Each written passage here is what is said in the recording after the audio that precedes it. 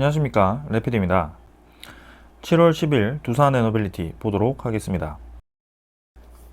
네, 증시부터 보겠습니다. 코스피 0.7% 상승했었고요. 코스닥은 1.12% 상승했었습니다. 금요일에 이제 둘 다 상승하면서 마무리를 좀 했고, 큰 변동 없이 마무리가 된 것 같습니다. 이번에 이제 또 아베 전 총리가 갑자기 이제 또 살해를 당하면서 또 큰 뉴스가 떴었고요. 일단 뭐 그 상황에 대해서는 이제 전체적인 시장이 뭐 크게 흔들리거나 하는 상황은 없었습니다. 하지만 계속해서 좀 심상치 않은 일들이 좀 벌어지고 있고요. 뭐 아직까지는 우리가 예상하는 범위 그 정도 수준으로 다 진행을 하고 있기 때문에 그런 좋지 않은 소식들에 대해서는 일정 부분 다 반영이 되었었습니다. 그래서 이제 새로운 불확실성이 나오지만 않는다면 거기에 대해서 시장은 크게 하락하진 않을 것 같고요. 지금 내렸던 것에 대해서 좀 저가 매입이 들어오면서 반등을 할 가능성이 커 보입니다. 아직까지는 그런 상황이지만 뭐 러시아 우크라이나 사태가 어떻게 될지, 코로나가 다시 재유행을 크게 할지 거기에 대해서는 지금 아무도 알지 못합니다. 그래서 일단 상황은 계속해서 더 지켜보는 것으로 말씀을 드리겠습니다. 코스피 오늘 이제 일봉이 좀 반등을 해주었고요. 금요일이죠. 그래서 바닥 라인은 좀 잡아가는 듯 합니다. 그래서 2300선 아래로는 지수를 좀 지키면서 진행을 하고 있고요. 21선 위에서 이제 좀 저항을 맞았습니다만 여기서 이제 횡보하는 그림이 나와야 된다라고 말씀을 좀 드렸고요. 그래서 크게 한번 뚝 떨어지고 나서는 증시가 이렇게 횡보를 하는 구간이 반드시 나와야 된다. 그리고 그 구간 이후에 수렴하는 구간에서 다시 재반등이 나오는지 아니면 추가적인 이 하락이 나오는지는 더 지켜봐야 된다. 그래서 그때 상황에 따라 바뀔 수 있기 때문에 크게 우리가 염두를 해둘 필요는 없고 이런 전체적인 흐름 정도만 이해를 하면 된다라고 좀 말씀을 드렸습니다. 그래서 일단 횡보하는 방향으로 좀 증시가 진행이 되고 있고요. 굳이 이제 라인을 그었을 때 2400선까지는 어느 정도 반등할 여지가 있다라고 좀 말씀을 드렸습니다. 자, 그래서 넘어가도록 하고 월봉도 이제 뭐 조금 반등을 했는데 일단 뭐 어떻게 될지는 아무도 알지 못합니다. 그래서 올해는 계속해서 이제 좀 불확실성이 큰 소식들이 좀 많이 들려왔었기 때문에 아직까지 안심하기는 이르고요. 적어도 이제 지금으로부터 한 2달 정도는 시간이 흘러가야 이 시장이 어떤 방향으로 갈지는 좀 윤곽이 나올 것 같습니다. 그래서 이미 사실은 고점 대비해서 너무 많이 떨어졌기 때문에 거기에 대해서 뭐 줄고 떨어져 가지고 전 저점까지 가버린다라고 보기에는 상당히 좀 무리가 있다라고 보여지고요. 이미 이제 올라간 것에 대비해서 유동성 시장으로 인해서 올라갔던 그 부분이 다 빠져나왔기 때문에 그래서 추가적인 하락이 좀 힘들 수 있다라고 말씀을 드리는 거고 여기서 이제 코로나로 인해서 다시 한번 큰 경제 침체가 왔을 때는 조금 이제 이런 식으로 좀 더 빠지는 경향이 있겠지만 그런 상황이 아니라면은 괜찮을 것 같습니다. 자, 그래서 더 지켜보는 것으로 하고요. 투자자 수급 같은 경우는 기관 투자자가 조금 팔았고 외국인 투자자가 그래도 매입이 들어오기 시작했습니다. 코스피에. 그래서 7월 5일부터 해서 좀 이제 매수로 전환이 시작됐고 지금 이제 이렇게 단기간에 매입이 연속으로 들어오는 경우는 많지 않았는데 이때까지 일단은 한 이틀 연속 또 매수가 들어왔고 그리고 최근에 그 분위기 자체가 매도보다는 조금 이제 저가 매입으로 유입이 되는 것 같습니다. 그래서 외국인 투자자가 이대로 그대로 이제 매수를 이어갈지 그런 그동안 빠졌던 대형주 종목 위주로 저가 매입이 들어올지는 한번 계속 지켜보도록 하겠습니다. 그 다음에 이제 코스닥이고요. 코스닥도 일봉상으로 이제 좀 횡보를 하는 그림입니다. 그래서 바닥 라인을 잡고 이제 뚝 떨어지고 나서 이제 횡보를 하는 그림인데 이번에도 마찬가지로 그런 그림이 좀 나와야 되고요. 사실 고점 대비해서 상당히 이제 많이 떨어졌습니다. 30% 이상 떨어진 상황이고 거기서 이제 증시가 와르르 무너져서 뭐 더 떨어진다라고 보기에는 좀 어려울 것 같고 적어도 이제 횡보하는 그림은 만들 것이다. 그래서 이미 인플레이션이라든지 그런 다가올 수 있는 경기 침체에 대해서 이런 증시가 꽤나 이제 많이 반영이 된 거기 때문에 새로운 불확실성이 나오지 않는 한은 증시가 더 무너지기는 단기간에 더 무너지기는 쉽지는 않다라고 좀 말씀을 드리겠습니다. 그래서 그 말인즉슨 지금은 시장이 어느 정도 안정성을 찾고 좀 횡보하는 그림이나 아니면 조금 반등하라는 그림이 나왔을 때는 저가 매입을 할 수 있는 충분한 기회가 될 수 있다. 지금은 그렇게 좀 말씀을 드리고 싶고요. 그렇다고 해서 무분별하게 좀 매입을 한다라기보다는 어느 정도 이제 성장성이 있고 앞으로 이제 산업의 방향과 그 산업의 발전 방향과 결이 맞는 종목들을 좀 선택을 해야 될 것 같습니다. 그래서 그런 불확실성이 다시 한번 터져서 증시가 좀 무너졌을 때도 체력적으로 버틸 수 있는 그런 종목들을 선택하는 게 저는 좋다라고 생각을 하고요. 그때그때 맞게 이제 대응을 할 수도 있겠지만 그 대응이란 게 사실 매일매일 주식을 실시간으로 쳐다보고 있는 것이 아니기 때문에 상당히 어렵습니다. 그래서 일반 투자자 입장에서는 좀 체력을 길게 가져가시는 그런 투자가 지금 이 하락장에서는 좀 필요하다라고 생각이 들고요. 상승장에서는 분명히 이제 좀 여기저기 돌아다니면서 좀 더 수익을 극대화할 수 있는 방법도 있습니다. 근데 하락장에서는 여기저기 돌아다니기가 사실 굉장히 부담스럽기도 하고요. 거기 그때그때 맞는 대응이 있어야 되기 때문에 굉장히 크게 돈을 잃을 수도 있습니다. 그래서 그런 것을 대비해서 지금 이제 우리는 천천히 좀 접근을 하자라고 말씀을 드리는 거고, 이미 그 천천히 접근하는 동안 증시는 상당히 이제 많이 빠져 있는 상황입니다. 일단은 그렇게 좀 말씀을 드리고 싶고, 지금은 추가적인 하락이 더 크게 걱정되기보다는 이미 많이 하락을 했다. 그래서 거기에 대해서 차분히 그냥 지켜볼 때이다. 지금이 바닥인지 추가적인 더 하락이 나올 것인지 체크를 해보면 될 것 같다라고 말씀을 드리겠습니다. 그 다음은 원달러고요. 환율은 지금 뭐 1300원에서 떨어지지 않고 있습니다. 계속 1300원 라인 지지를 해주고 유지를 해주고 있고요. 21선 아래로 지금 떨어지지 않은 채로 계속 옆으로 횡보를 좀 하고 있습니다. 그래서 뚝 떨어질 수도 있을 법한 자리이긴 하지만 일단 잘 버티고 있고요. 여기서 다시 한번 1300원 이상 밀어 올린다면 좀 이제 증시에도 부담스러운 입장이 될 수 있습니다. 그래서 외국인 투자자라든지 그런 투자자들이 우리나라 증시에서 좀 빠져나갈 수 있기 때문에 이미 사실 많이 빠져나갔지만 이 1300원이라는 라인이 평소에 이제 잘 넘지 않는 라인이기 때문에 어느 정도 심리적인 저항선이 되는 역할을 합니다. 그래서 적어도 이제 이때처럼 올라가지 않는다면 지금 시장이 잘 버티고 있지만 이때처럼 이제 올라가 버린다면 상당히 이제 문제가 커질 수도 있습니다. 그래서 그동안 환율이 그까지 올라가 본 적이 없기 때문에 거기에 대한 대응 자체가 좀 무너질 수 있는 상황이고요. 그래서 시장에서라든지 뭐 중앙은행이라든지 뭐 우리나라 이제 이번 달에 빅스텝 금리 인상을 이제 결정을 앞두고 있습니다. 그래서 그런 식으로 이제 환율을 어느 정도 안정하게 만들어 가야죠. 그래서 1300원이라는 이 라인은 지금 최선을 다해서 좀 방어를 하고 있는 그런 라인입니다. 그래서 웬만해서는 밀리면 안 될 것 같고요. 뭐 1300원 넘었다라고 해서 그대로 쭉 솟아 올라간다면 상당히 이제 부담스럽다는 거. 그래서 이 환율 시장도 계속 한번 체크를 해보면 좋을 것 같습니다. 그래서 저기서 이제 1300원 벽을 넘지 못하고 그대로 안정적으로 다시 안쪽으로 들어와 준다면 움직임은 다시 괜찮아질 것 같습니다. 외국인 투자자가 충분히 우리나라 증시에 대해서 저가 매입을 할 수 있는 그런 명분이 생길 수 있는 거고요. 그다음 지수 선물 같은 경우는 뭐 그대로 크게 변화 없이 진행이 되었기 때문에 넘어가도록 하겠습니다. 채권 수익률입니다. 10년물 국채금리 3.08%. 그래서 국채금리는 뭐 3%대 그리고 2점 후반대에서 뭐 왔다 갔다 하고 있습니다. 그래서 확실히 이제 1년 동안 보았을 때는 지금 고점 위치에 있기도 하고요. 환율 그래프와 굉장히 유사하게 지금 진행이 되고 있습니다.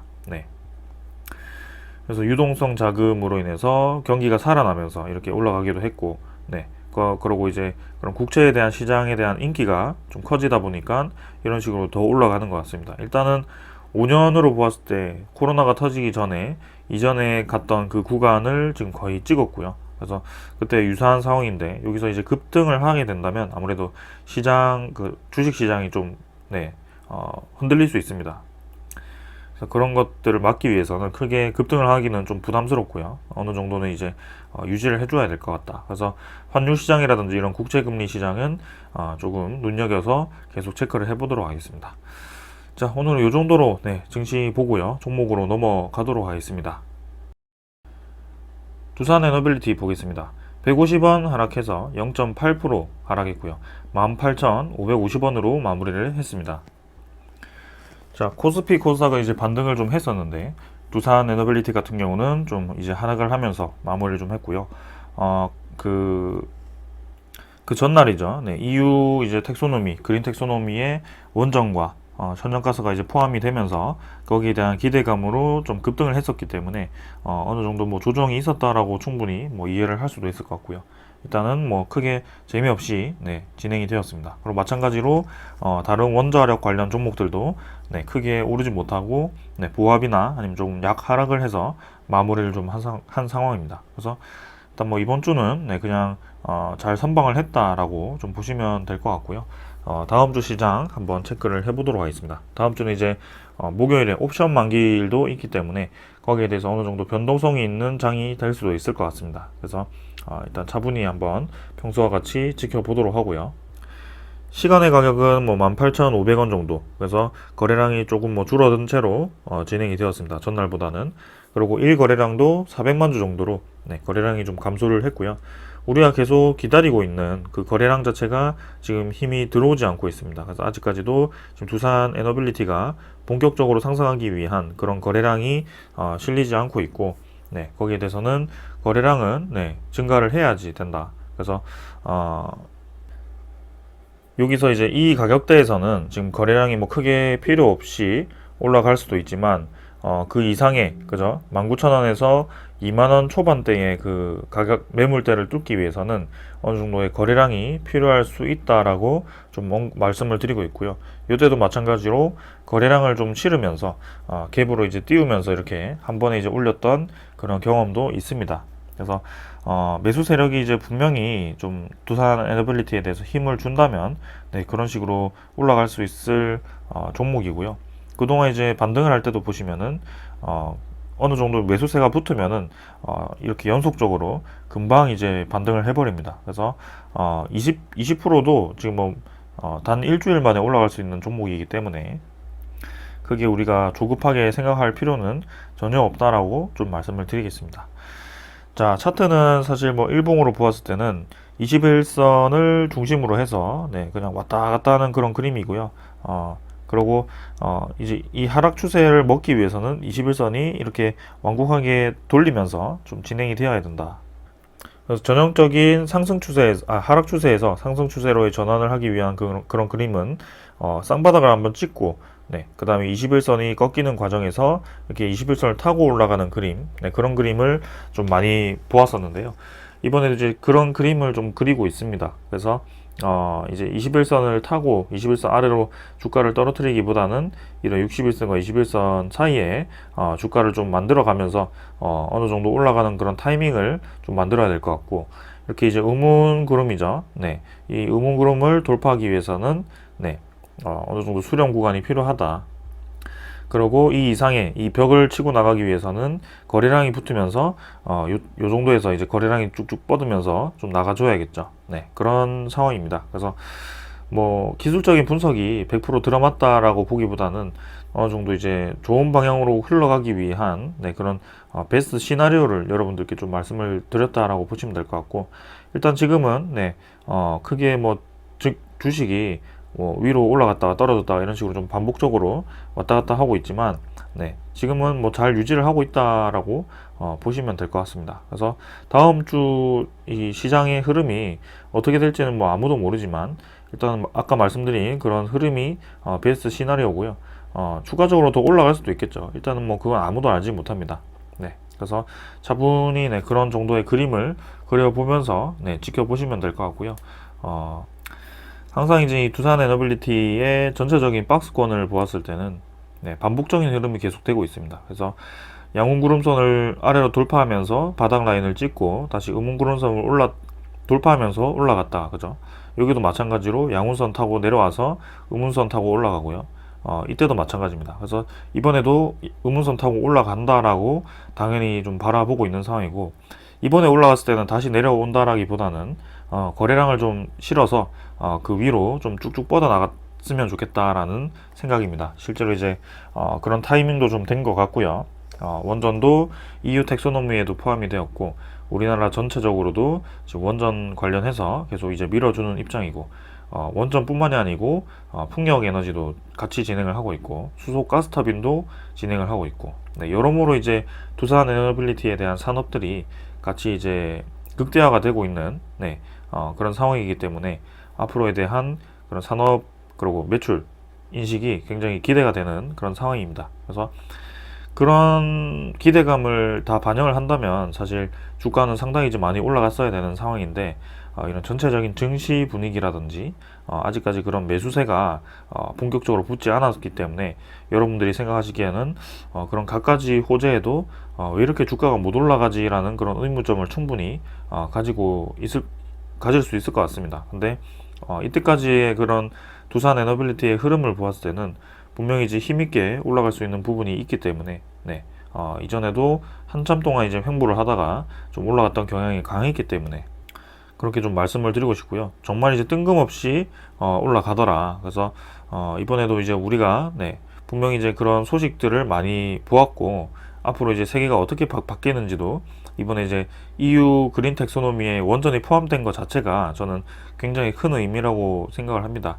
그만큼 이제 에너지에 대한 패러다임이 전환이 되고 있다라고 보시면 될 것 같고요. 이제는 그런 탈석탄이 본격화된 것은 이제 사실이고 거기에 이제 안정적인 에너지원이 좀 추가가 돼야 된다. 그래서 그런 에너지 안보 입장에서는 네, 그런 에너지들이 이제 필요한다라고 세계적으로 인식을 하고 있기 때문에 그런 세계적인 흐름이 분명히 반영이 될 거라고 보고 있습니다. 그래서 이런 차트의 움직임은 사실 부가적인 움직임이고요. 먼저 움직여야 될 것은 그런 시대적인 산업의 흐름이 먼저 첫 번째가 되어야 되고 두 번째는 이제 기업이 그 산업에 대한 준비가 되어 있어야 됩니다. 네. 그리고 세 번째가 이제 수급이 붙어서 이렇게 차트를 만들어서 올라가야 됩니다. 그래서 이 세 가지에 대한 삼박자가 맞아 떨어졌을 때 이제 종목이 이제 급등을 하고 네, 2차 전지라든지 그런 종목들 보면은 막 10배 이상 올라가는 종목들도 상당히 많았죠. 근데 이번에 이제 이 두산 에너빌리티를 이렇게 세 가지를 보았을 때는 당연히 이제 산업의 방향은 이미 결정이 되었습니다. EU 그린 텍소노미나 국내라든지 아니면 해외 전체가 그런 원전이라든지 아니면 이제 지구 온난화에 대한 심각성으로 신재생 에너지에 대한 비중을 계속 높이고 있는 상황이다. 그래서 앞으로에 대한 그런 시장의 그 성장률이 이미 상당히 높게 점쳐지고 있는 상황이고요. 거기에 대해서 산업의 방향은 상당히 이제 산업의 이제 네, 그렇게 에너지 패러다임 변화로 네, 그렇게 자리를 완전히 잡았다라고 보시면 될 것 같고 그다음에 기업이 준비가 되었냐라고 물어보셨을 때는 유상증자라든지 이미 이제 여러 번의 유상증자를 통해서 자금을 확보를 했고 그다음에 부채 개선을 상당히 이제 많이 진행을 했습니다. 그래서 부채 비율이 100% 아래로 그죠? 원래는 이제 300% 이상에서 100% 아래로 지금 떨어진 상황이고 그리고 가스터빈이라든지 아니면 해상풍력이라든지 그런 SMR에 대한 투자금을 이미 이제 이전 그 유상증자를 통해서 확보를 한 상황입니다. 그래서 투자금도 그 기술 R&D 투자금도 확보를 한 상황이고 그 다음에 이제 정부 차원에서 그런 기업들을 위해서 이미 이제 신한울 3, 4억이라든지 그런 선발주를 네, 진행을 하고 있습니다. 그래서 기업은 이미 네, 거기에 대한 산업의 기술력은 충분히 가지고 있고 그런 R&D에 대한 자금도 충분히 가지고 있기 때문에 준비가 되어 있다라고 보시면 될 것 같고요. 그 다음에 이제 수급입니다. 수급은 이제 거래량을 제가 말씀을 드리는 건데 아직까지는 그런 특별한 수급은 아직까지 나오고 있지는 않습니다. 그래서 이때처럼 이제 점진적으로 거래량이 증가를 하면서 그런 기관 세력이라든지 외국인 투자자 세력이라든지 그런 투자자들이 본격적으로 좀 매입을 해야 되는 상황인데 아직까지 저 3번은 좀 부족한 상황입니다. 그래서 그런 수급 자체가 지금 전체적인 시장 분위기에 따라 좀 움직이는 경향도 좀 있어가지고 천천히 좀 접근을 하고 있는 상황이고요. 1번, 2번이 지금 거의 확실한 상황이기 때문에 3번은 자연스럽게 따라올 것이라고 생각하고 지금 지켜보고 있는 상황입니다. 그래서 결국에는 저는 우리의 페이스대로 지금 진행이 될 것이라고 생각을 하고 있고요. 계속해서 네, 지켜보고 있는 상황입니다. 그리고 이런 이제 바닥 라인에서의 그런 매수 기회는 분명히 있다. 그래서 이런 바닥 라인이 저는 이번이 마지막이 아닐까라는 생각이고요. 네. 그래서 여기서는 이제 다시 올라갔을 때는 다시 내려오는 일이 거의 없지 않을까. 그런 생각입니다. 그래서 이제는 거의 다 왔다. 증시도 그렇고 이런 종목에 대한 하락도 그렇고 이제는 거의 다 내려왔다라고 좀 생각을 하고 있고 앞으로는 좀 반등하는 방향으로 증시도 이 턴어라운드를 할 수 있고 이런 두산 에너빌리티와 같은 그런 종목들 그런 시장이 좋은 시장이 왔을 때 그런 종목들이 힘을 내서 올라갈 가능성이 크다라고 보고 있습니다. 자, 그래서 계속해서 지켜보는 것으로 하고요. 그다음 투자자 수급 보겠습니다. 기관 투자자는 35,000주 매도를 했고요. 외국인 투자자는 38만 주 정도 매도를 했습니다. 그래서 오늘은 외국인 투자자의 매도 물량이 좀 많았던 것 같고, 금융 투자 7만 주 정도 매도했고요. 투신이 이제 5만 주 정도 매도했습니다. 그래서 5일 정도 연속으로 지금 투신 투자자가 좀 빠지는 모습이고요. 그동안 이제 연속적으로 매수를 하면서 좀 기관 투자자들이 매입을 하면서 이제 두산 에너빌리티 주가를 좀 끌어올렸었는데 그동안 매수했던 거를 좀 이제 빼면서 조금 아쉽게 진행이 되고 있고요. 다시 한번 이제 매수로 전환을 할 것인지 뭐 그런 것들 좀 지켜보도록 하겠습니다. 그래서 확실히 이제 두산 에너빌리티는 기관 투자자들이 좀 매수를 해야 좀 올라가는 경향이 있어가지고 우리가 기다리는 그런 수급 자체는 기관 수급이 좀 붙으면 좋을 것 같습니다. 일단 지켜보는 것으로 하고요. 연기금 투자자가 이제 10만 주 정도 매수를 하였습니다. 그래서 이틀 연속 매수를 좀 했고, 이때 이제 3일 정도 매도했던 거는 그대로 또 다 매수로 채워준 것 같죠. 그래서 이전에 매수하던 그런 패턴을 지금도 이제 좀 유지를 하려고 하는 듯한 모습이고요. 확실히 연기금 투자자가 이 두산 에너빌리티에 대한 수급을 그죠? 이 수량을 좀 늘려가는 그런 움직임입니다. 그래서 장기적으로 보았을 때는 상당히 이제 좀 긍정적으로 볼 수 있을 법한 모습이고요. 연기금 투자자가 이전에 그 공시가 떴을 때는 두산 에너빌리티에 대한 비중을 5.5% 정도로 들고 있었는데요. 지금은 계속 매입을 한다면 그 이상으로 충분히 올라갈 수 있을 것 같네요. 자, 그래서 수급적으로는 아직까지는 뭐 눈에 띄는 수급은 크게 없습니다. 그래서 뭔가 공격적으로 지금 매수하는 그런 움직임은 보이지 않고 있기 때문에 차분히 한번 지켜보도록 하고요. 외국인 투자자에 대한 이런 매도에 반복되는 움직임이 왜 계속 이렇게 나오는지 모르겠지만 일단 뭐 그들의 그런 이해관계가 끝날 때까지는 천천히 한번 지켜보는 것으로 하겠습니다. 자, 그 다음에 이 정도로 이제 차트 보고 공매도 잔고 한번 확인해 보겠습니다. 공매도 잔고도 이제 계속 올라갔다가 뭐 이제 내려가기 시작했고요. 며칠째 이제 내려가고 있습니다. 그래서 결국에는 1890만 주 정도까지 고점을 한번 찍고 지금 떨어지고 있는 상황이고요. 목요일에는 좀 올라갔지만 이제 금요일 기준으로는 1650만 주로 지금 공매도 잔고가 떨어져 있는 상황입니다. 그래서 쭉쭉 이제 공매도 잔고가 떨어지는 상황이고 1 공매도 거래량도 상당히 이제 24만 주로 많이 떨어져 있는 상황이죠. 그래서 신규로 이제 공매도가 늘어나고 그 다음에 대차 잔고가 늘어나고 이런 방향은 조금 이제 힘들지 않을까, 그죠? 그런 신주에 대한 상장이 아직까지 좀 500만 주 정도가 앞두고 있지만 앞으로 이제 추가적으로 신규로 상장될 만한 소식이 없기 때문에 이미 이제 EWR에 대한 신규 상장 물량은 공시가 된 물량이기 때문에 괜찮다라고 저는 생각을 하고 있고요. 그게 뭐 부담스러운 상황이 아니기 때문에 넘어가도록 하겠습니다. 마찬가지로 두산 에너빌리티에 대한 대차 잔고도 한번 확인했을 때는 대차 잔고도 지금 뭐 좀 감소하는 방향으로 진행이 시작되었습니다. 근데 뭐 오늘 같은 경우는 42만 주 정도 이렇게 체결되었고 상환이 9만 주 정도로 한 35만 주 정도가 늘었고요. 대차 잔고는 3,380만 주 정도로 이렇게 늘어난 상황입니다. 3,500만 주에서 3,380만 주 정도로 이렇게 대차 잔고가 좀 감소를 한 상황이고 그 다음에 이제 종목 상세로 보겠습니다.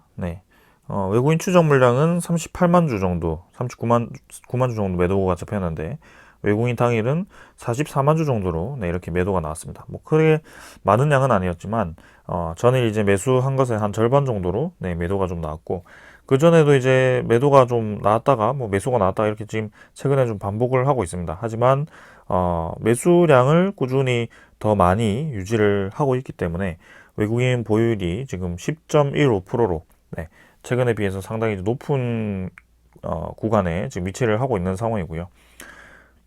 이번 주 이제 옵션 만기를 앞두고 있는 상황에서도 이 외국인 투자자가 계속해서 두산 에너빌리티를 사 모아갈 것인지, 네, 그런 것들도 한번 주시를 해보도록 하겠습니다. 그래서 이 원자력 종목에 대한 ETF도 신규로 상장이 두 종목이나 진행이 되었고, 그다음에 전체적인 시장 방향이 좀 이제 그쪽으로 친원전이라든지 아니면 신재생에너지를 확대하는 방향으로 계속 진행이 되다 보니 아무래도 그 중심에 있는 터빈 전문 기업 두산 에너빌리티가 관심을 받을 수밖에 없고, 거기에 대해서 이렇게 기계적으로 이제 두산 에너빌리티에 대한 그런 비중을 눌린다면 분명히 이제 수급이 몰릴 거라고 생각을 하고 있습니다. 그래서 그때까지는 차분히 한번 지켜보도록 하겠습니다.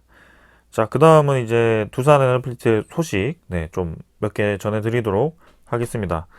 자, 이거는 전해드렸던 소식이긴 한데, 네, 영국과 이제 체코가 이제 잇따라서 고위급 방안을 이렇게 진행을 하고 있고, 저번에 이제 체코가 이렇게 방문을 했었는데, 이번에는 다음 달 말에, 네, 영국의 산업장관이 직접 방문을 해가지고, 영국에 대한 그런 원전 입찰, 그죠? 입찰을, 유도를 할 거고, 그 다음에, 원전에 대한 협력을 논의를 할 거라고 합니다. 그래서 K원전에 대한 기술력은 이미 인정을 했고 중국 원전보다 경제성이 높다라고 이렇게 평가까지 진행이 되었습니다. 그래서 안보 차원에서 뭐 러시아, 중국을 제외를 한다면 이제 미국, 한국, 그다음에 프랑스 정도 이 세 개 정도가 유력한 후보자인데 최근에는 그 경제성이라든지 기술력 이런 것들을 살펴보았을 때 한국에 대한 그런 원전이 굉장히 이제 인식이 좋다라고 합니다. 그 이유 중에 하나가 성공적인 프로젝트들이 이미 증명이 되었고요. UAE 쪽에서 그 바라카 원전 4개를 네, 단 21조로 기간 내에 지금 완성을 해서 UAE 전체 국가 전력의 25%를 책임지는 큰 프로젝트인 만큼 상당히 이제 눈여겨볼 수밖에 없는 상황이고요. 그 다음에 우리나라 내부에서도 지금 신규 원전 거의 동일 모델을 짓고 있는 상황에서 순차적으로 지금 하나하나 완공이 되어서 전력을 본격적으로 이제 생산을 하고 있죠. 그래서 신한울 1호기 같은 경우도 이제 완공이 되어 가지고 전력을 이제 예비 전력을 포함시켰고요. 이번에 이제 우리나라가 굉장히 이제 습하고 더워지면서 전력 사용률이 상당히 높아진 상황에서 네, 거기서 예비 전력으로 또 원전을 긴급하게 투입할 수 있는 또 좋은 역할을 하기도 하고요. 그만큼 이제 안정적으로 잘 지었기 때문에 그렇게 완성된 원전이 바로바로 투입이 될 수 있을 거라고 저는 생각을 하고요. 그런 것들을 해외 국가들도 인정을 하는 것 같습니다. 자, 그래서 이렇게 영국 장관이 또 직접 방문해서 또 어떤 선물 보따리를 갖다 줄지 네, 그렇게 또 기대가 되고요. 체코 원전, 폴란드 원전, 그 다음에 이제 영국 원전까지도 이렇게 좀 가시화가 되는 그런 모습입니다. 자, 그 다음에 이제 EU 텍소노미에 원전이 포함되었었는데 이제 K 텍소노미에도 원전이 포함될 거라고 네, 유력하다라고 얘기를 하고 있습니다. 그래서 환경부는 K 텍소노미 초안을 마련하기 위한 전문가와 각계 이해 당사자의 의견 수렴을 해서 작업을 진행을 하고 있는데 다음 달 초에 원전을 포함한 K 텍소노미 초안을 발표를 할 예정이라고 합니다. 그래서 텍소노미는 환경적으로 지속 가능한 경제활동을 정의하고 친환경 투자를 받을 수 있는 산업을 분류하는 책이라고 합니다. 친환경이죠. 그래서 텍소노미에 포함되는 에너지원은 녹색 채권 발행, 그 다음에 녹색 프로젝트 파이낸싱 등 자금 조달이 쉬워진다라고 하는데요.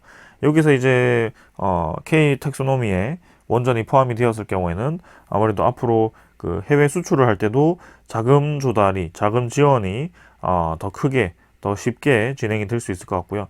국내 그 원자력 관련해서 새로운 공장을 짓거나 아니면 뭐 R&D를 진행하더라도 이런 식으로 이제 투자 금액을 좀 확보하기가 용이할 것으로 생각이 됩니다. 그래서 그만큼 이제 원전에 대한 산업이 활성화가 된다라는 것이고요. 돈이 모이는 곳은 활성화가 될 수밖에 없습니다. 그래서 그런 입장에서는 상당히 이제 긍정적인 소식이라고 볼 수 있겠습니다. 그래서 여기 보시면은 체코 폴란드도 원전 수출에 이제 K 텍소노미가 포함됨으로써 괜찮을 거라고 보고 있고요.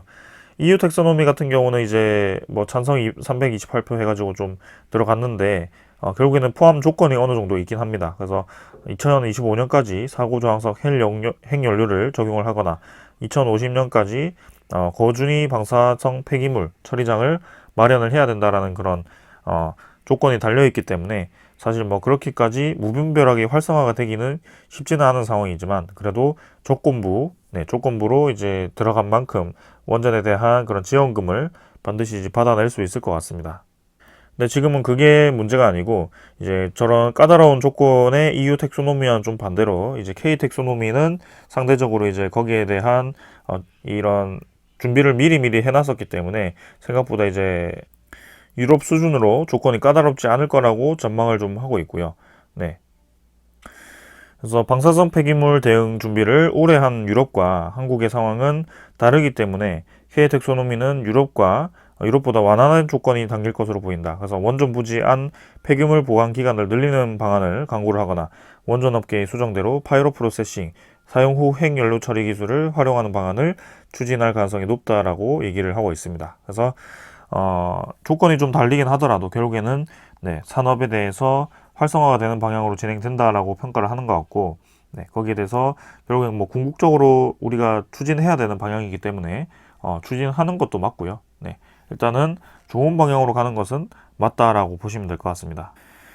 자, 그래서 원전에 대한 소식은 이 정도로 좀 말씀을 드렸고요. 네, 그 다음에 이제 조선 회사들이 계속해서 이제 해상풍력, 부유식 해상풍력에 눈독을 들이고 있다라는 소식입니다. 그래서 간단하게만 좀 말씀드리면 이렇게 이제 인장 계류형, 스파형, 뭐 반잠수형 해가지고 세 가지 모델로 이렇게 추진을 진행하는 것 같고 여기에 대해서 핵심적인 것은 밑에 모델이 바뀌더라도 위에 들어가는 그런 터빈 기술은 그대로 유지가 된다. 그래서 그 터빈 기술은 국내에서 두산 에너빌리티가 1위고요. 그 다음에 해외 1위 기업인 그 지멘스사와 이번에 이제 MOU 체결도 진행을 했죠. 대형 풍력 발전기를 개발하기 위한 MOU 체결도 진행을 했기 때문에 상당히 이제 기대가 되는 상황이고요. 그 다음에 세계 해상풍력 시장 전망을 보았을 때는 2022년까지는 크게 지금 시장이 그죠? 2023년까지는 크게 성장이 없다가 2024년, 2025년으로 갈수록 상당히 이제 크게 시장을 성장한다라고 전망을 하고 있습니다. 그래서 그동안 설치되었던 그 수량의 거의 2배 이상을 지금 2025년까지 건설할 예정이기 때문에 상당히 이제 시장이 커진다라고 보시면 될 것 같고요. 그래서 이제 이 시장이 2025년에 커진다라고 해서 그때 당장 이제 반영이 되는 게 아니기 때문에 미리 그런 것들을 발주를 진행을 해야 되기 때문에 아무래도 2023년 그 정도는 네, 이런 해상풍력에 대한 수주가 미리미리 진행이 되지 않을까라는 생각입니다. 그래서 그만큼 이제 앞으로 원전 시장도 그렇고 신재생에너지, 풍력에너지도 그렇고 계속해서 시장이 성장하는 방향으로 진행이 되고 있다라는 것이고 이제는 붐이라고 할 수 있을 법한 그런 에너지 대변환이죠. 네, 그런 시기가 2023년, 2024년 해가지고 계속해서 다가올 수밖에 없다. 그래서 그때마다 그런 주가라는 것은 이미 그런 시장을 예상을 하고 수급들이 미리미리 몰려오기 때문에 지금 두산 에너빌리티를 포함한 그런 뭐 종목들이 언제 움직일지는 사실 우리가 판단할 수는 없다. 그래서 그때까지 그냥 천천히 대응을 하고 네, 계속해서 뭐 기회를 주면 기회 오는 데서 모아가고 네, 그렇게 가져가면 결국에는 우리는 좋은 방향으로 이득을 볼 수밖에 없다라고 말씀을 드리겠습니다. 그래서 오늘은 이 정도로 좀 말씀을 드리고 네, 마치도록 하고요. 다음 주 이제 옵션 만기일 뭐 포함되어 있긴 한데 뭐 크게 종목이 흔들릴지 아니면은 무난하게 말씀드린 것처럼 수렴 구간을 만들고 올라갈지는 뭐 일단 지켜보도록 하겠습니다. 지금은 이제 차트에 대한 흐름은 나중에 따라오는 것이지 크게 우리가 주로 보아야 될 상황이 아니기 때문에 지금 수급이 붙느냐 마느냐 그 정도만 좀 체크를 해주시면 좋을 것 같습니다. 자, 오늘은 여기까지 하고 마무리하도록 하겠습니다. 감사합니다.